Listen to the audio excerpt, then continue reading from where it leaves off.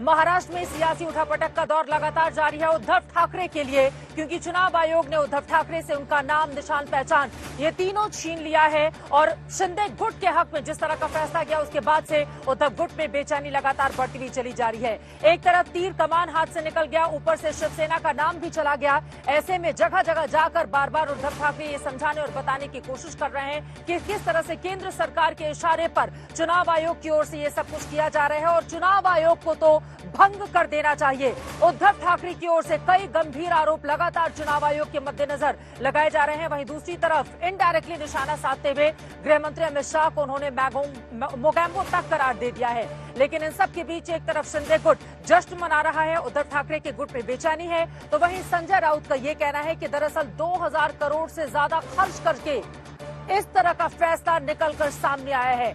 इस पर सियासी रस्साकशी जारी है। मामला सुप्रीम कोर्ट में पहुंच चुका है, लेकिन तत्काल सुनवाई करने से सुप्रीम कोर्ट की ओर से कर दिया गया है इनकार। अब ऐसे में आगे क्या होगा, ये जो बड़ी लड़ाई उद्धव ठाकरे को लड़नी पड़ेगी, इसके लिए क्या है उनकी तैयारी और जिस तरह के आरोप उनकी ओर से न सिर्फ केंद्र सरकार पर बल्कि चुनाव आयोग जो कि स्वायत्त संस्था है उसके मद्देनजर जिस तरह के आरोप लगाए जा रहे हैं, क्या ये राजनीतिक आरोप सही है?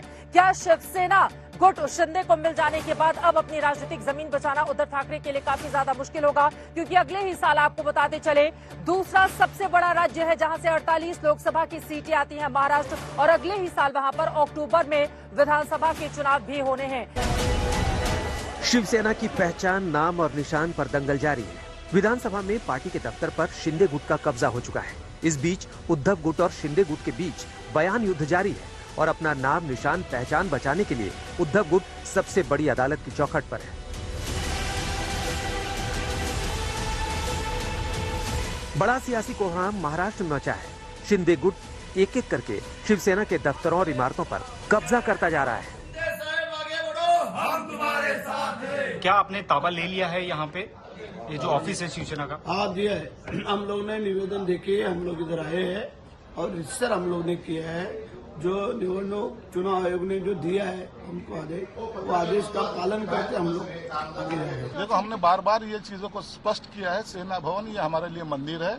शिवसेना प्रमुख ने बनाया हुआ वो मंदिर, जहाँ हमारे बहुत सारी मीटिंगें हुआ करती थी, लेकिन कुछ लोगों को लगता है कि वो प्रॉपर्टी है, तो हम जाके उनकी प्रॉपर्टी पे हाथ नहीं डालेंगे।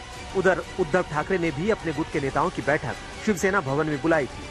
उद्धव जैसे ही पहुंचे, वहां उनके समर्थन और एकनाथ शिंदे के विरोध में नारेबाजी होने लगी।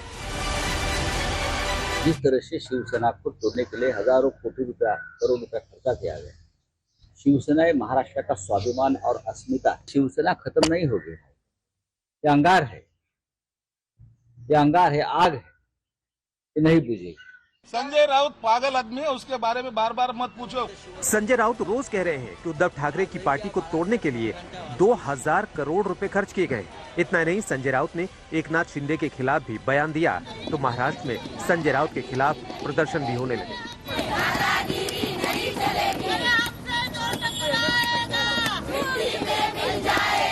हमारे पार्षद और हमारे शाखा प्रमुख खरीदने के लिए 1 करोड़ का 50 लाख का दाम लगाते हैं और अब तक 2000 करोड़ रुपए की लेन देन उस मामले में हुई है। जिस व्यक्ति का आपा खो चुका है या जो पागल हुआ है या गांजा चिली मोड़कर बैठा है, उस प्रकार का व्यक्ति और इस प्रकार के लेख, इसमें कोई अंतर नहीं है। हालांकि इससे पहले उद्धव ठाकरे ने भी चुनाव आयोग के फैसले के बाद बीजेपी पर ही गठबंधन तोड़ने का आरोप लगाया था और अमित शाह पर बिना नाम लिए बयानबाजी की थी। कल कोई आया था पूना में, कहते हैं, उन्होंने पूछा क्या कैसे चल रहे महाराष्ट्र में, तो कहा कि आज बड़ा अच्छा दिन है। तो क्यों? तो शिवसेना का नाम और चिन्ह हमने अपने साथ जो गुलाम आए हैं उनको दे दिया। तो व्यक्ति बोले बहुत अच्छा, मोगैम्बो खुश हुआ। चुनाव आयोग पर भी सरकार की शह पर काम करने का आरोप लगाते हुए उद्धव ठाकरे गुट अब सुप्रीम कोर्ट पहुंच गया है। उद्धव गुट ने चुनाव आयोग के फैसले को सुप्रीम कोर्ट में चुनौती देते हुए कहा है, चुनाव आयोग ने मनमर्जी से तय कर लिया कि विधायकों के साथ साथ पार्टी में भी बंटवारा हो गया है, जबकि उद्धव ठाकरे को पार्टी की सर्वोच्च प्रतिनिधि सभा के 200 में से 160 सदस्यों का समर्थन प्राप्त है। ठाकरे की अर्जी में कहा गया है कि अयोग्यता का सामना कर रहे विधायकों पर चुनाव आयोग ने गलत भरोसा किया, क्योंकि अभी ये मामला सुप्रीम कोर्ट में है। साथ ही आपत्ति जताई गई है कि चुनाव आयोग की शिवसेना की पार्टी संविधान में 2018 के संशोधन की सूचना तभी दी गई थी, लेकिन अब आयोग ने उसे अलोकतांत्रिक बताया है। अब ये लड़ाई सुप्रीम कोर्ट में भी चलेगी कि असली शिवसेना एकनाथ शिंदे की है या उद्धव ठाकरे की। हालांकि शरद पवार जैसे उद्धव ठाकरे के हितैषियों ने उन्हें नया नाम और चुनाव चिन्ह लेने का ही सुझाव दिया है। मुंबई से विक्रांत चौहान, ऋत्विक भालेकर और दिल्ली से अनिशा माथुर के साथ आज तक ब्यूरो।